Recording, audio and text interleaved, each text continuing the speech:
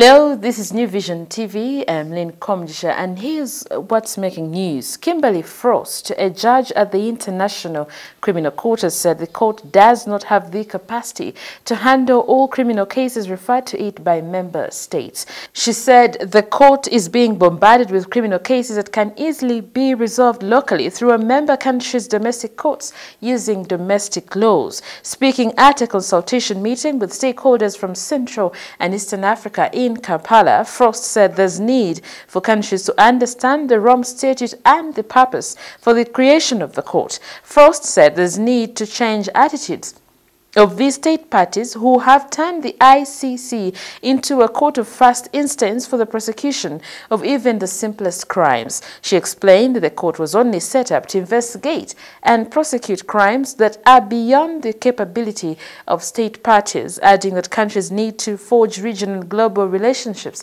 so as to build capacity to be able to collaborate in investigating cross-border crimes, request evidence from abroad, and be able to successfully extradite a suspected criminal.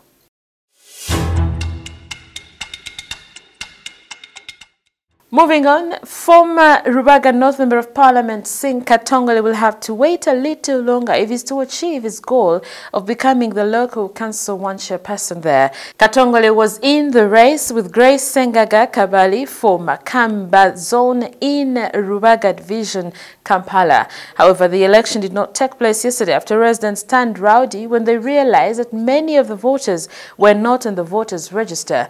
Efforts by the village election officials led by Joseph Kimboa to calm the situation down were futile. Kimboa explained that most of the residents did not bother to register afresh, yet the village elections register is different from that of the general elections.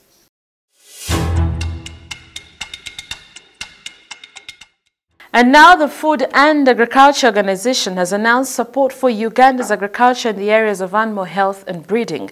The FAO support was pledged by the Director General, Jose Graziano da Silva, who indicated that a technical cooperation project would be given to Uganda through the FAO office. Graziano announced the support during the 10th session of the International Technical Working Group on Animal Genetic Resources for Food and Agriculture Organization that took place from the 27th to 29th of June in Rome, Italy. The State Minister for Animal Industry, Joy Kabatsi, led Uganda's delegation to the meeting and was accompanied by the Executive Director of the National Animal Genetic Resources Center and Data Bank, Dr. Charles Lagu, and Robert Sabiti, an official at Uganda's embassy in Italy.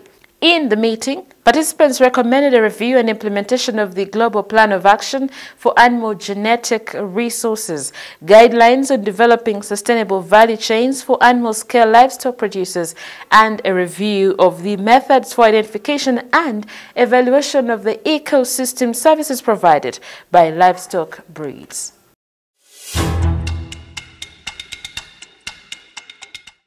In sports news, over the weekend in Kampala, Betway Senior Pool League clubs that had not cleared their first-round fixtures had the opportunity to play the games. Newly promoted Atagenda came up against Masaka's finest Elite, Klein, hoping to snap their 7-match losing streak. They instead lost the match in an uncanny fashion, which only stretched the record to 8 matches. They lost 13-7 and failed to get the positive result that Captain Abdul Ghani was hoping for before the match started. A source close to Atagenda said that the club has a bulk of players that need to be discarded because they have not played well over the last 2 months. Going forward, they are eyeing the mid-season break to sign a few players in an effort to bolster the team.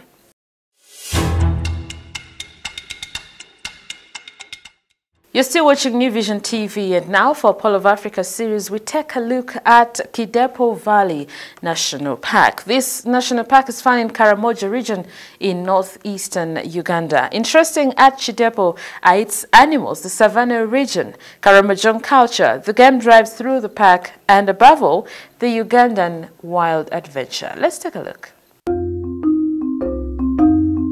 Established in 1962 with animals less than what it ever imagined to contain, Kidepo National Park has risen to the ranks of the third most visited national parks in Africa.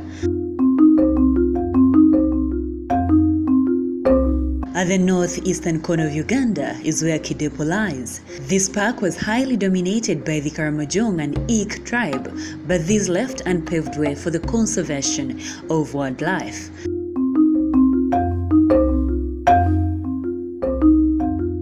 Conservation on a large piece of land at its best is what I would describe Kidepo Valley National Park. With the help of the travel guides, you can traverse Kidepo National Park as you gaze at the animals. These include giraffes, lions, buffaloes, leopards, elephants, and the list is endless. Kidepo offers more adventures to top your Ugandan experience, such as camping, birding, natural walks, among others. This park has over 180 staff who are mostly law enforcement agents. These are armed by government to mainly curb poachers.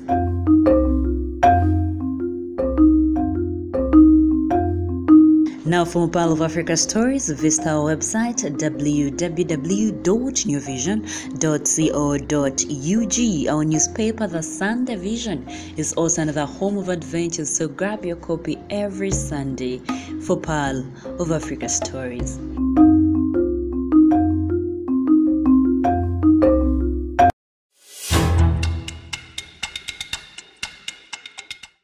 And that's all we had for you. Thank you for watching. Be sure to catch more of your updates on your mobile, on your desktop, on your tablet, anywhere on the go by visiting www.newvision.co.ug. I am Lynn Komjisha.